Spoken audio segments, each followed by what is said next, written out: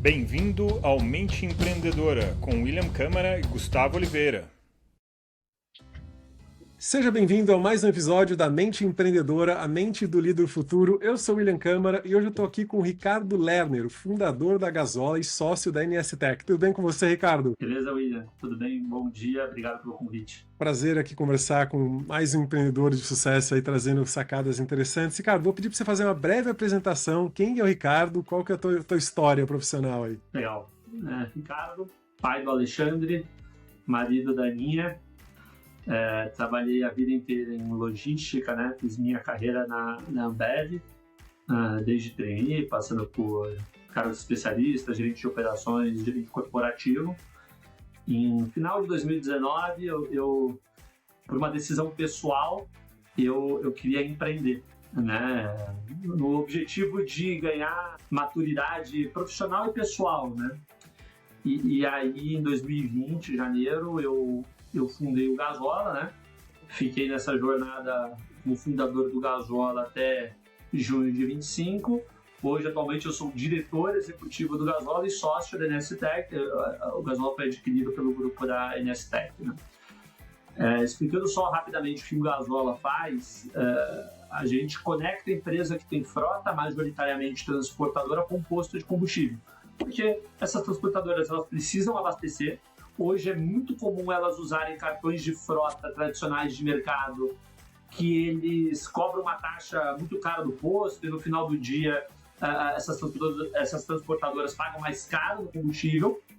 O que a gente faz é toda a parte de automação de pagamento de combustível, centralização de negociação de preços de combustíveis e toda a gestão de performance dos veículos e recolha de notas fiscais para essas transportadoras. Que legal, Ricardo. Você falou que você abandonou uma carreira corporativa para arriscar no empreendedorismo, né? E você fundou o Gasola. Se você não falasse, eu ia até te perguntar o que é o Gasola. Estou curioso para saber aí com detalhes. Você já deu uma explicação rápida, mas quero saber mais aí.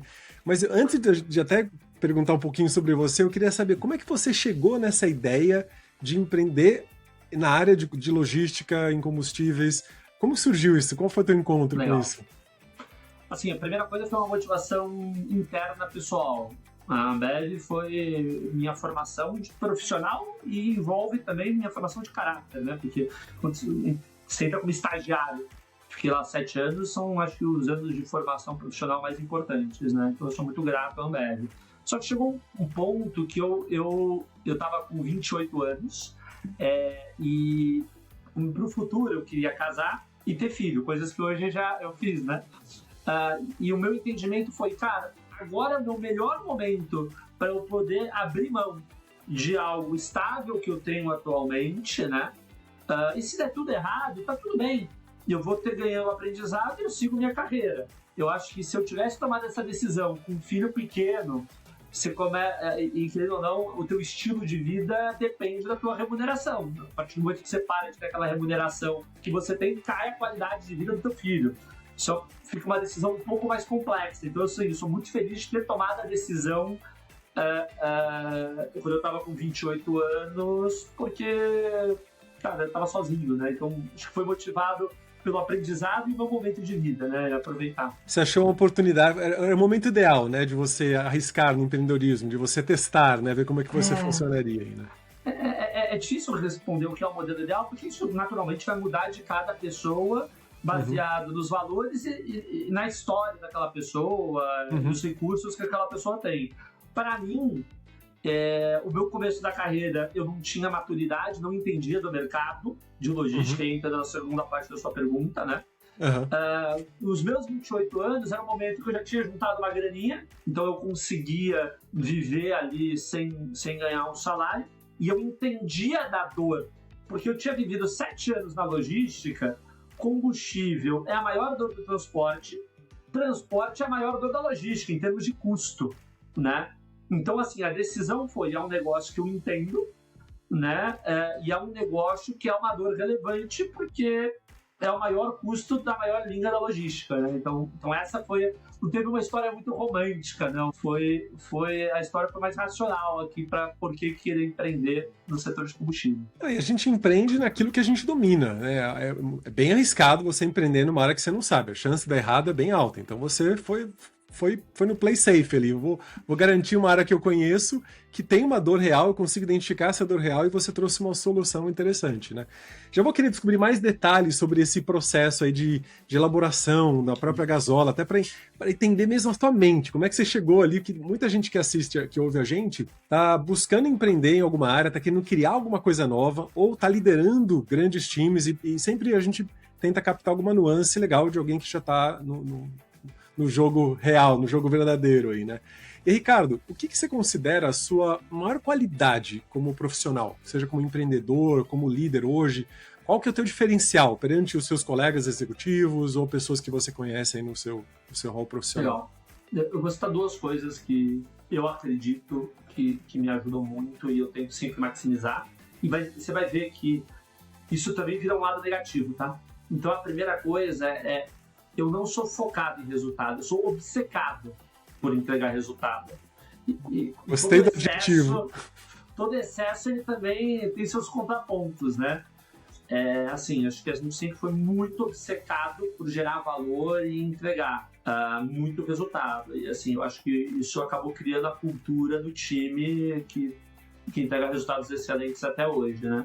Então acho que esse é o primeiro pilar meu, e acho que o segundo pilar que eu priorizo muito é gente.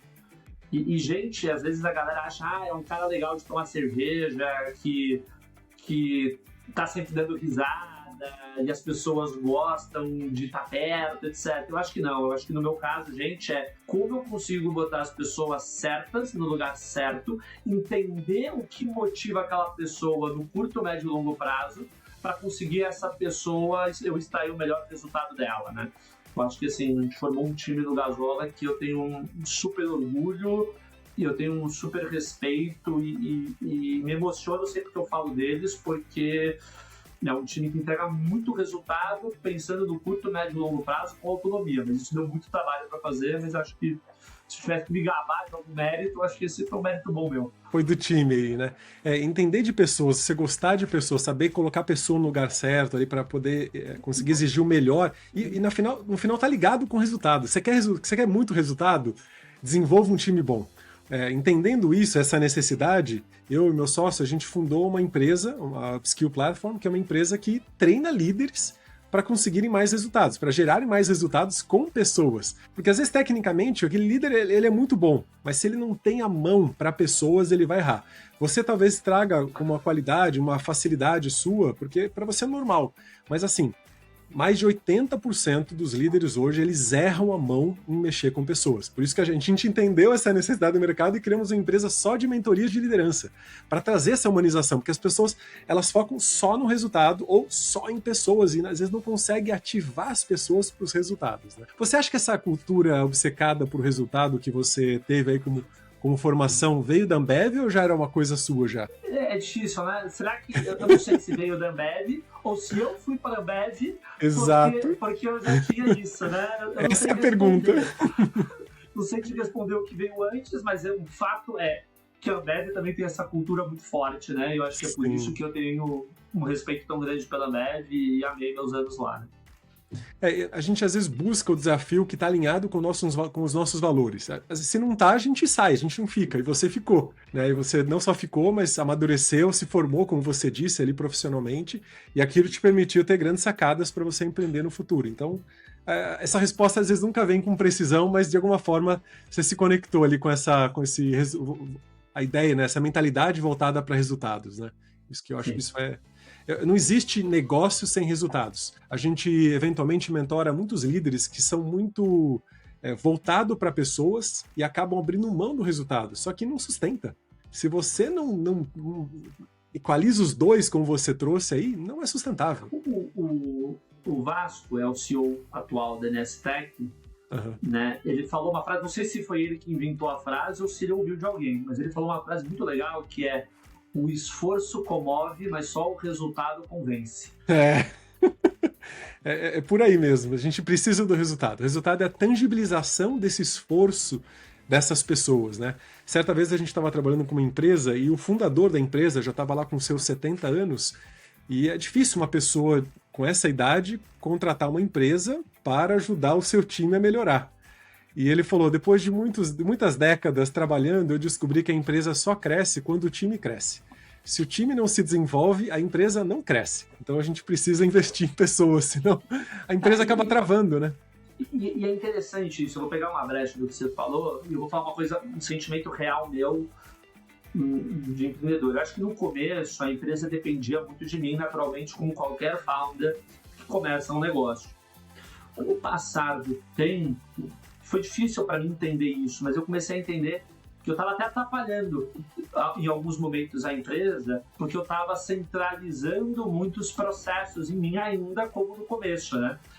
Então, assim, por isso que eu acho que você ter um time que você confia, que você acredita que ele é melhor do que você em vários aspectos, faz tão bem para resultados. A partir do momento que eu comecei a descentralizar algumas coisas que eu tomaria decisão diferente, eu vi resultados muito melhores, né? Existe não é um apego, vamos dizer assim, do founder, do criador da ideia. Eu penso que quando eu estou fazendo tal coisa, deveria ser desse jeito. Só que sempre tem alguém com alguma coisa, não vou dizer melhor, mas diferente. Talvez chegue num resultado parecido ou igual, ou às vezes melhor, mas não foi você que teve você não definiu aquela forma de fazer, né? E eu acho que é quando o líder consegue se desapegar dessa forma exata de fazer que a empresa começa a ganhar tração, né? Desculpa se eu estou te interrompendo muito, mas Por favor. Uma coisa que eu sempre penso é, se for do meu jeito ou do jeito do outro, a única certeza que eu tenho é que vai dar errado. Para mim é sempre importante, quando der errado, as pessoas vão falar para mim, viu? Ou vão querer ajudar a resolver. Por isso que é tão importante eu ter gente com autonomia para tomar decisão, porque que vai dar errado, eu não tenho dúvidas. A minha preocupação é quando der errado, como que vai ser a atitude das pessoas, né? Como que você vai lidar com a solução ali, né? Ricardo, agora para entender um pouquinho mais ainda da sua mente, qual foi o seu maior acerto como empreendedor, na tua história empreendedora? Rapaz, se perguntasse o maior erro, eu ia ter uma lista aqui. Por isso que eu pergunto primeiro o acerto. Engraçado, ninguém nunca tinha me feito essa pergunta. Eu acho que, inevitavelmente, o maior vai estar conectado com a última conversa, mas o maior acerto foi um momento que eu falei, cara, não vou economizar em demissões para eu ter pessoas, só gente que é extremamente aderente à cultura e o propósito entrega muito resultado. Eu acho que o meu papel como líder do Gasola, e eu gasto mais de 50% do meu tempo nisso, é contratar as melhores pessoas, desenvolver as pessoas que eu tenho aderentes às culturas. E as pessoas que não são aderentes à cultura, desligar elas o quanto antes. E as pessoas que não entregam resultados excelentes, tentar reverter para entregar resultado. E caso eu não consiga reverter, também desligar essa pessoa. Eu acho que fazendo isso por muito tempo, você cria uma casca, e eu acho que esse foi o maior acerto, que o meu sentimento é não tem como as coisas darem errado com esse time, sabe?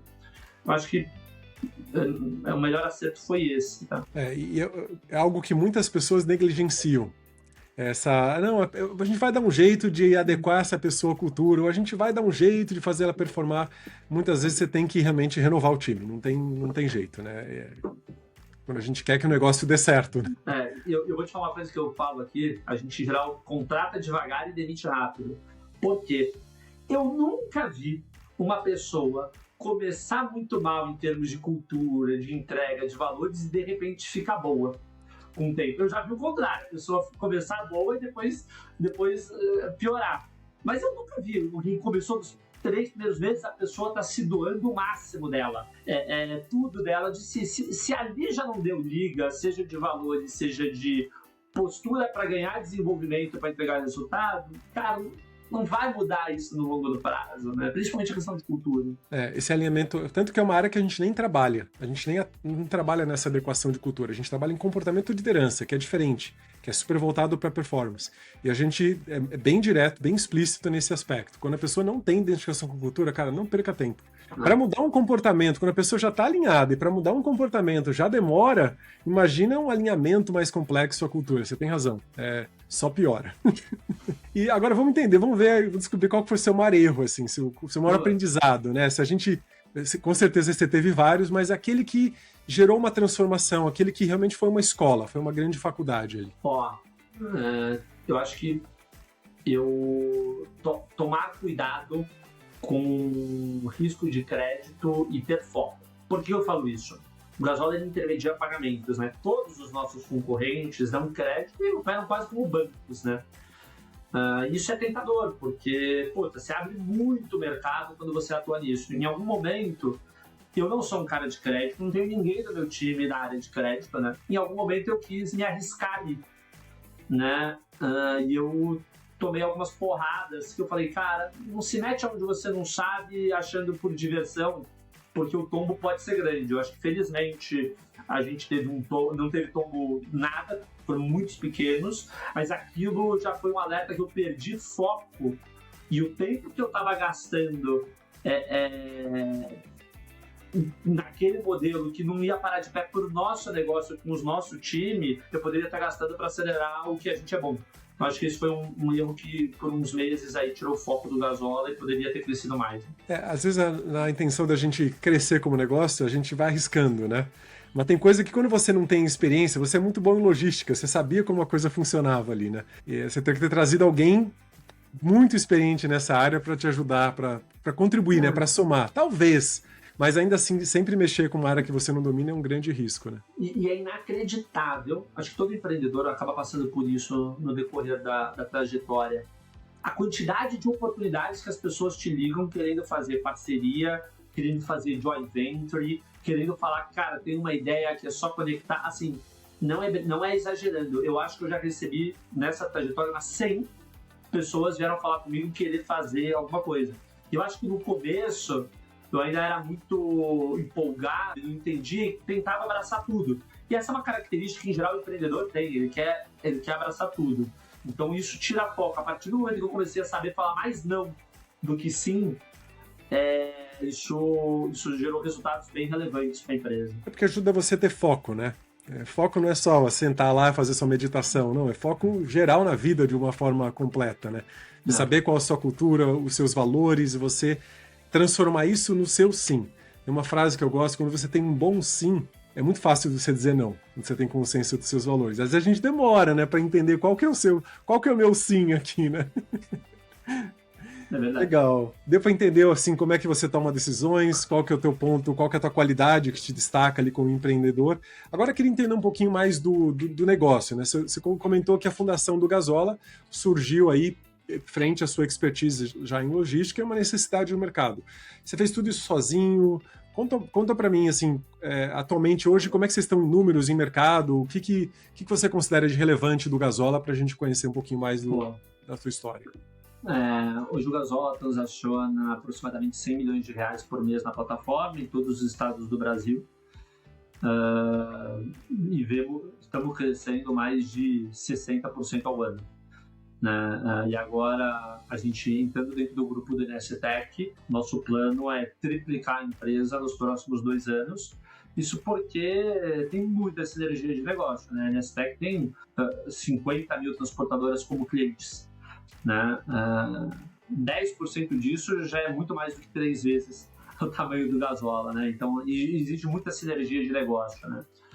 Agora, o começo foi um pouco maduro, né? O começo, ainda mais um negócio de marketplace, de alguma maneira, que conecta, né? Acho que essa palavra é muito forte no Gasola, conexão. Conecta a transportadora com o posto, você tem sempre aquele dilema, né? O que vem antes. Você precisa do posto para atrair a transportadora e você precisa da transportadora para atrair o posto, né? Então, o começo foi muito duro, muito trabalho duro para conseguir vencer essa primeira barreira, né? Mas, ao mesmo tempo, como foi muito duro, isso acabou virando um baita de um diferencial competitivo nosso e é um valor que a gente consegue entregar que qualquer pessoa que desenvolver um código igual ao nosso não vai gerar o mesmo valor que a gente gera por conta desse efeito rede que a gente criou com o Gasola. Esse era o ponto que eu ia te perguntar, né? O que te diferencia? Quais são as suas barreiras de entrada, as barreiras de entrada de um concorrente, né? Onde que a empresa hoje se destaca mais? Você trouxe a parte de network, de relações, né? Que eu considero isso altamente importante. E assim, acho que a principal provocação que a gente faz é que a logística no Brasil se ajuda muito pouco. Por que eu afirmo isso?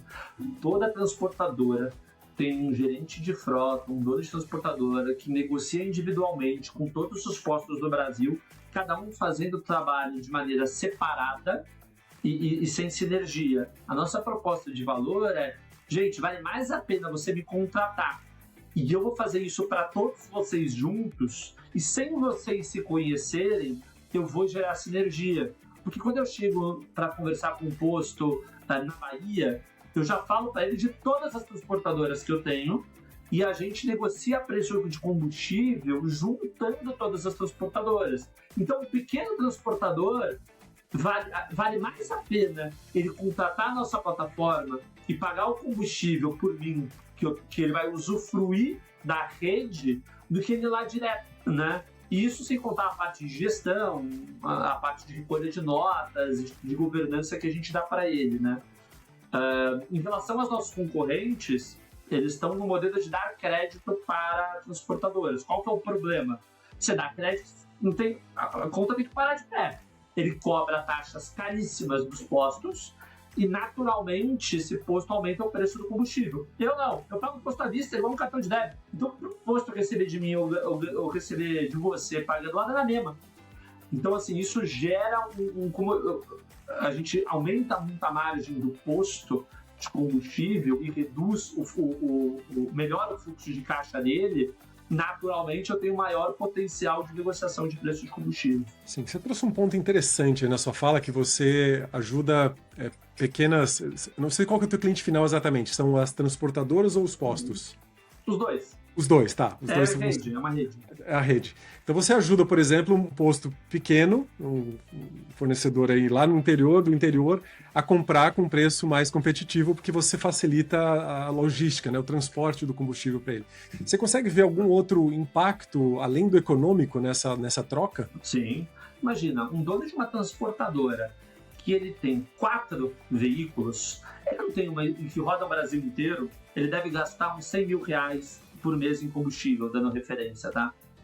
Ele não tem um time que vai ficar procurando aonde são os postos seguros, aonde que são os postos de combustível de qualidade na estrada, aonde que o motorista dele não vai desviar combustível e ganhar por fora. A recolha de nota fiscal tem que ser certa para ele tomar os créditos de PIS, COFINS e ICMS. Não tem como ele ter um time desse. Então o dono faz tudo. Tem dono que não dorme, tá? Nenhum dono dorme, mas enfim... Dono de transportador especificamente ele não dorme porque ele tá fazendo Pix pro motorista à noite. Cara, eu acho que tem um valor, o cara pequeno, quando ele nos contrata, eu automatizo a vida dele, eu dou segurança para ele, eu deixo ele dormir para ele focar em outras coisas, e toda a parte de combustível, a gente fala pro motorista onde ele tem que abastecer naquela rota, porque a gente já sabe que ali é mais barato e a gente sabe que o combustível é bom, não porque a gente fez uma análise de qualidade, mas porque eu tenho outras 100 transportadoras que estão abastecendo lá todo dia e ninguém me reclamou. Então, isso tem a ver com a logística se ajuda pouco, né?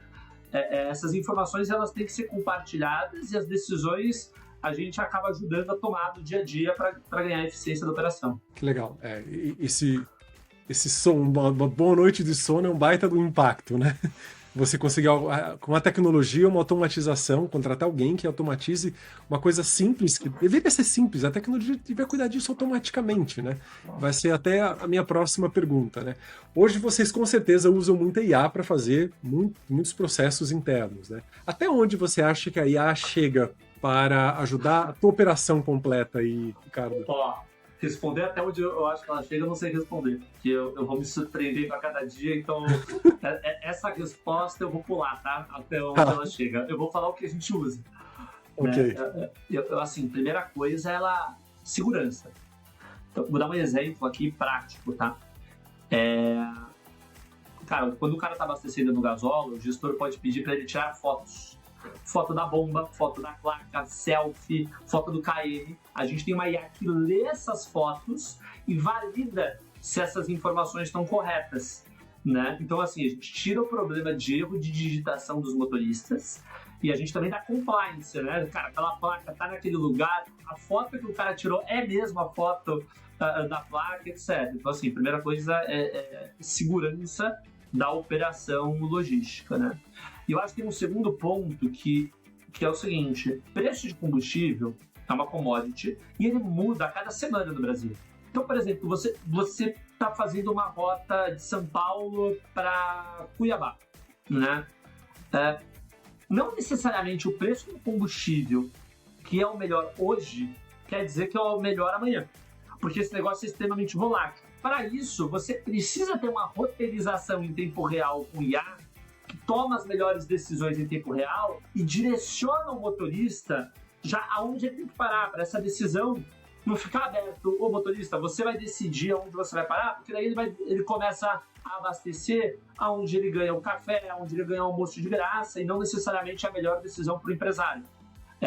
O Gasola ajuda isso. Cara, tem uma roteirização dinâmica pela nossa plataforma para o teu motorista a gente tomar as melhores decisões para o teu negócio, né? E não deixar para alguém que está sem dormir, ou cansado, ou que vai só buscando um café ali, né?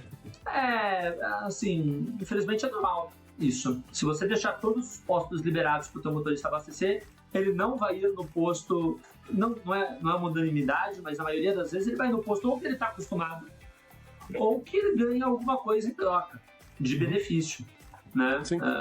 É interessante que você trouxe aí da IA, essa parte de identificação de fotos. Eu vejo que no futuro dá para chegar só com a câmera. Ele mal chegou ali, já pegou tudo ali. Já está tudo registrado, ele não precisa fazer mais nada. Esse é o ponto que hoje a gente já consegue a IA para nos ajudar a trazer dados para tomar decisões mais seguras, com compliance, com inteligência, e fantástico. Eu sinto que cada vez mais a gente vai ter uma automatização, a IA nos ajudando em validar essa automatização, para que a gente tenha que se preocupar com coisas que são da tecnologia, são do ambiente, a gente não precisava se preocupar com aquilo, né? A gente se preocupa em fazer o que a gente faz melhor, ou seja, o motorista dirige, o empresário gera a empresa, mas a tecnologia cuida dessa camada burocrática. Imagina, você tá 4 da manhã, tem que fazer um Pix para o motorista para pagar combustível. Faz sentido? Eu não imaginava que isso acontecia, Ricardo. O Brasil é muito grande. Às vezes a gente fica trancado numa salinha e não vê o que acontece, assim.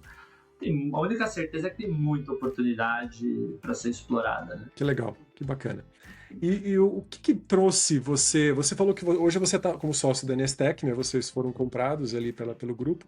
O que você sente que isso trouxe que agregou a Gasola, não só com relacionamento, com investimento, mas com estruturas? O que você vê de diferente hoje que fala vale muito a pena? Porque tem muito empreendedor hoje que tem uma baita de um negócio legal, e às vezes ele não quer vender o negócio, porque é uma ideia muito boa. Então ele falou, não, vou continuar aqui. Mas qual a vantagem de você se agregar a um grupo para crescer? Eu acho que, primeiro, toda decisão ela tem vantagens e desvantagens, é uma decisão extremamente pessoal, né? A pessoa querer vender a empresa dela não está errada, nem a pessoa não querer vender ela está errada. Acho que é uma decisão que tem que ser. Quais são os motivos que, para mim, fez sentido vender e por que a Nestec, tá? A primeira coisa, eu sempre empreendi, o meu objetivo era aprendizado, foi por isso que eu saí da Ambev, né? E eu sempre quis viver as jornadas intensas. E, cara, vender fazia parte também dessa jornada de, vendi minha empresa, era um aprendizado também, né? Você sempre tá aprendendo, esse era um ponto. Segundo ponto o Gasola já vinha há alguns anos muito bem, gerando bastante caixa para a empresa. Sinceramente, uma caixa do que eu esperava que a gente ia estar gerando. E para mim, aquilo estava bom financeiramente, tá? Só que quando eu penso no meu time, eu era um sócio, no meu time eu tinha contratos de vesting, né? Eles eram sócios minoritários, mas o meu time tinha uma agressividade maior do que a minha, né? E eu acho que isso foi legal nessa venda para a Nestec, porque a Nestec voltou a ter uma agressividade compatível com a expectativa deles, né? Então, por isso que a gente, com certeza, vai acelerar muito o crescimento com a Nestec, né? Mas a minha decisão principal foi vivência, aprendizados, né? E essa questão de dar mais pista para a empresa, eu acho que a empresa vai crescer muito mais com a Nestec mais rápido do que eu sozinho, e vai ser bom para as pessoas isso, né? Você trouxe um elemento muito interessante. Estava numa reunião com um investidor, ele fala qual o critério de desempate quando ele tem duas empresas fantásticas para investir. Ele fala, sem dúvidas, é o time, é entender como que o time funciona, a sinergia entre eles, é o que você falou, né? Essa agressividade, essa vontade de fazer acontecer, isso muda tudo. E assim, quando a gente estava no processo de venda do Gasola, a gente tinha outras propostas, tá? E outras propostas consideravelmente maiores. do que a Nestec. Por que a gente escolheu a Nestec?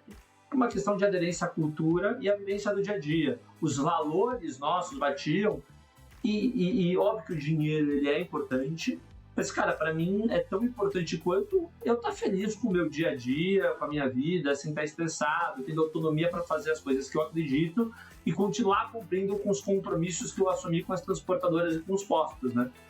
Então, eu acho que esse foi o principal motivo da gente ter dado uma liga bacana com a NSTech, né? Esse compartilhamento de valores. E você trouxe um ponto aí crucial. Hoje, a Upskill, ela atua muito com empresas que estão pré-M&A ou durante o M&A e até mesmo pós-M&A. A gente ajuda, dá suporte para a liderança conseguir lidar com as demandas, com os desafios de um M&A, de uma aquisição.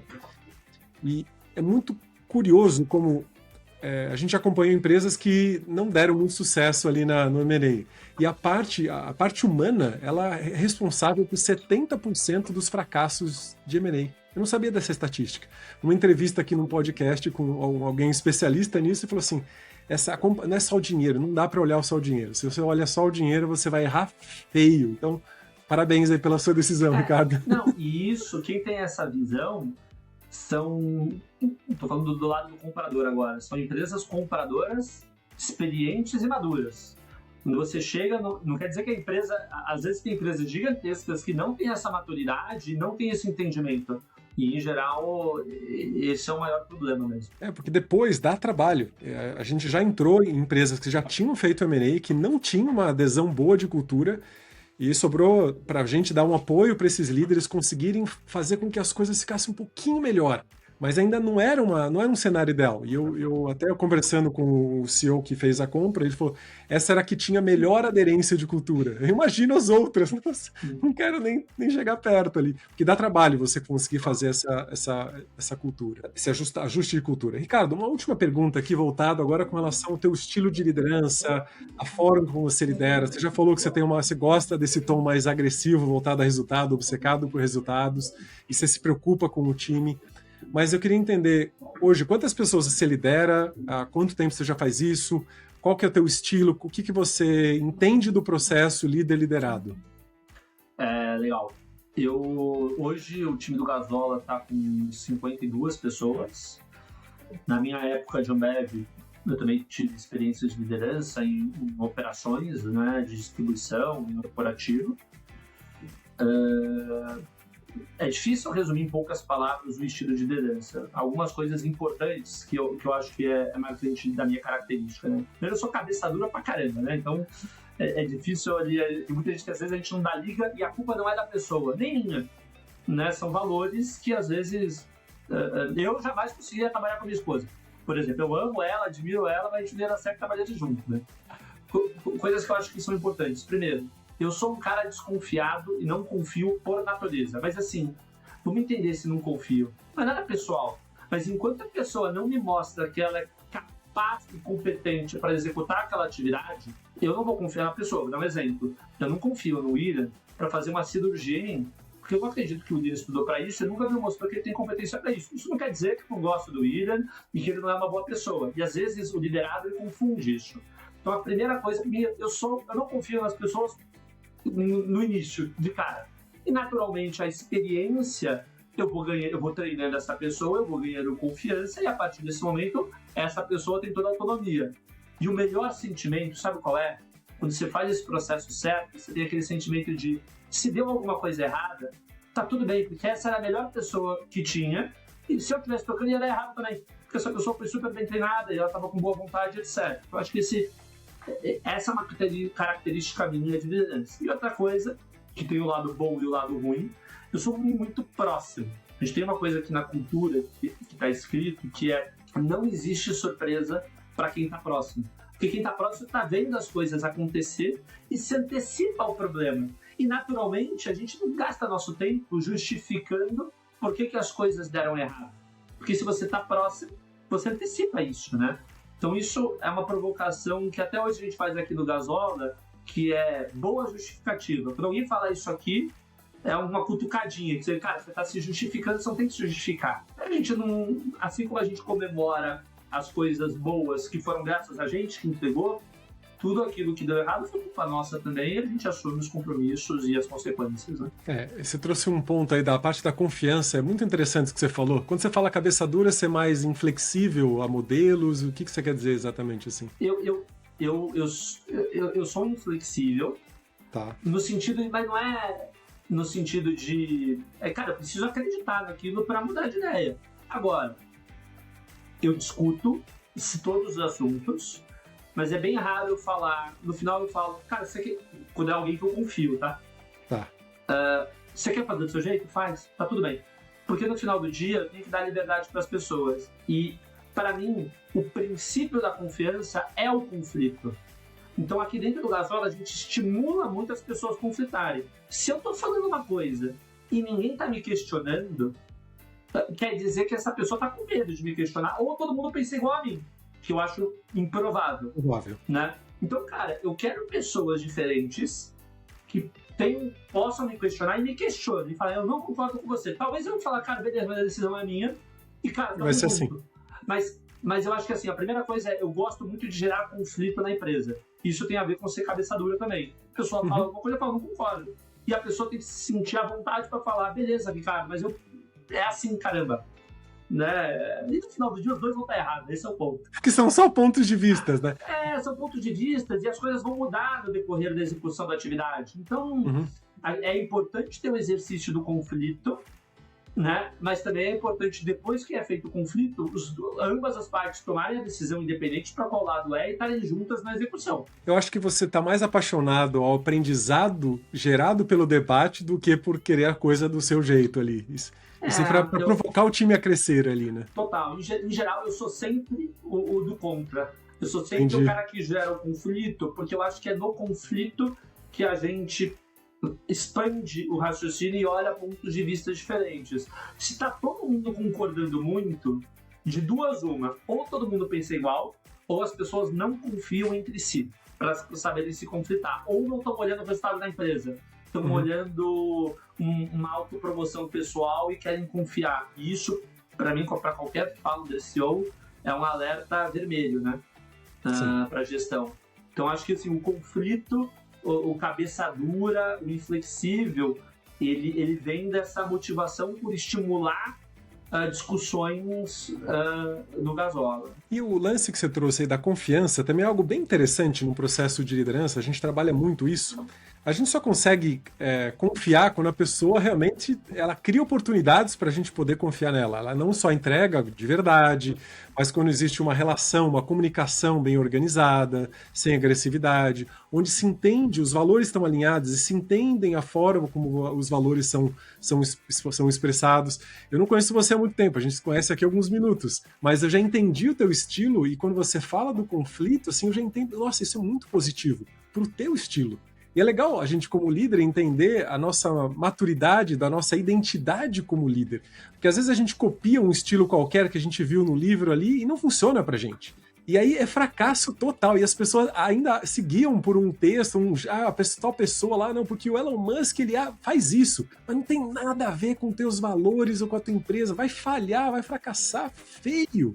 Então, eu fiquei muito feliz que você expressou com muita autenticidade o seu estilo de liderança, Ricardo. Eu acho que essa palavra que você falou por último é a principal, e eu falo isso para o meu time. Eu tenho um time jovem, acho que a média das rodas tem 24 anos, né? E tem líderes com 24 anos. E a autenticidade é a coisa mais importante. E ela demora para você entender. Eu acho que eu fui criar minha autenticidade lá com 27 anos, né?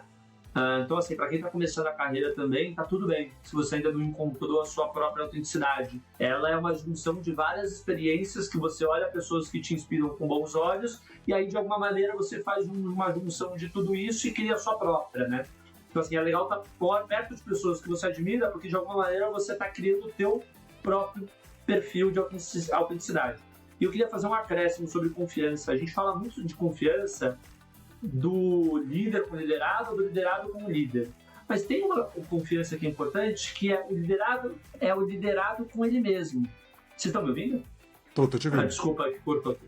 É o liderado com ele mesmo. Eu vou dar um exemplo. No começo, as pessoas, quando estão começando uma função, é comum elas perguntarem muito, né? Porque elas estão inseguras com aquilo, como eu faço, etc.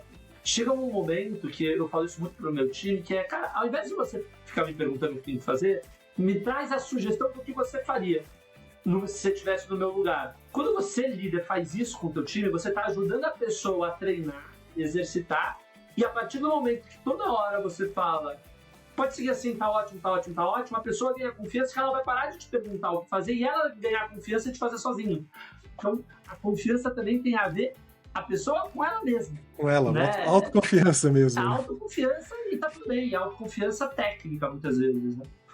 Não quer dizer que ela não tem na vida, mas é naquele processo, naquele ambiente, naquela circunstância. A gente trabalha muito mentorias de comportamento de liderança com o líder, e a gente consegue identificar fundo, com precisão, onde que está o problema. E muitos líderes, onde eles estão tentando mostrar para o time, se mostrar confiáveis para o time, né? Cachorro, não sei se você tem cachorro, mas eu acho o melhor exemplo de liderança é o exemplo da matilha. O cão ou o gato, ele só confia, ele só te respeita quando ele confia que você vai liderar a matilha, o time. Você vai liderar aquele grupo para a sobrevivência. E na liderança acontece isso o tempo todo. O seu time só vai confiar em você, vai confiar no líder, quando você estiver tomando decisões boas, acertando, fazendo uma gestão mesmo ativa. Se não tiver essa confiança, ele não vai exercitar a confiança do lado dele, né? E aí a gente trabalha um workshop para o time de autoconfiança, trazendo 3 elementos muito interessantes ali para o time exercitar essa autoconfiança na prática, começar a testar mais, abrir um espaço para o teste, para o erro rápido, para que a autoconfiança ela aflore e gere esse processo gostoso de liderar com confiança. Né? Legal. Eu não sabia que vocês faziam isso, depois a gente vai conversar ainda. Vamos conversar, vai ser interessante. Porque às vezes não adianta só o líder querer se melhorar como líder. Geralmente o grande problema é no líder, tá? Problema de liderado é problema de líder. Geralmente o problema é com o líder. Mas às vezes falta um canal ali de comunicação com o time. E aí ele não consegue esse acesso. Aí com um consultor ou um mentor consegue. E você falou uma coisa interessante que eu particularmente nunca tinha pensado, mas eu gostei da frase. O resultado está atrelado sim à visão de liderança, porque a partir do momento que você está liderando, o resultado não vem, é inevitável que as pessoas comecem a questionar as tuas decisões. Então, assim, tem muito líder que a prioridade é ser querido, né? E isso não é isso que vai trazer a confiança das pessoas e o alinhamento, né, no final do dia. Obviamente é o respeito, né, é a transparência, mas o resultado é fundamental. Sim. Sem resultado não tem motivo, não tem uma razão social da empresa existir. Você não funda uma ONG. Mas a liderança é atacada. Se você não entregar resultado, a sua liderança... É difícil você manter uma liderança sem resultado. Interessante. É difícil. Ricardo, muito interessante o nosso papo, que eu adorei te conhecer, o seu estilo de liderança, as tuas estratégias aí ao longo da construção da Gasola. Legal entender a existência da Gasola. Queria que você deixasse aqui uma mensagem final sobre hoje, quem é o teu cliente que te procura, como é que a gente acha a Gasola, como é que a gente entra em contato, ou só vocês que procuram os clientes e fornecedores, como é que funciona hoje? Não, gasola.net, está no nosso site disponível. Qualquer empresa que tem frota pesada, seja transportadora, seja empresa que tem uma distribuidora, pode nos acionar, vai ser o maior prazer atender. E se eu tivesse dar um recado, que não agora para os meus clientes, mas talvez para o público também que está ouvindo, que foi bom para mim, cara, aproveite a jornada, né? Se divirta na jornada do empreendedorismo, se divirta na jornada pós-empreendedora, depois que vender a empresa, antes, né? Acho que isso vale muito. Eu digo que empreender dá trabalho, mas também é divertido. E o adulto, a brincadeira do adulto é trabalho, né? Então, assim, que a gente se divirta da forma que a gente quer. A gente cria o nosso brinquedo ali, a nossa brincadeira e se diverte no processo. Vai cansar, vai dar dor de cabeça, vai estressar, os cabelos vão cair, mas o resultado final vale a pena, né? É isso aí. Legal. Se você que está ouvindo a gente tiver alguma pergunta para o Ricardo ou para mim, fica à vontade aí em nos escrever nos comentários, que a gente vai ter o maior prazer em responder. Ricardo, obrigado pela sua participação, foi um prazer aí conversar com você, e fica mais uns minutinhos aí que a gente vai conversar. Tá bom, valeu, um abraço. Obrigado. Até já, tchau, tchau. Se você gostou do que falamos nesse episódio e quer ficar por dentro de mais conteúdo e atualizações, ou ainda mandar sugestões de temas do que você quer ouvir por aqui, siga o Instagram, @a mente do líder futuro. Até o próximo episódio.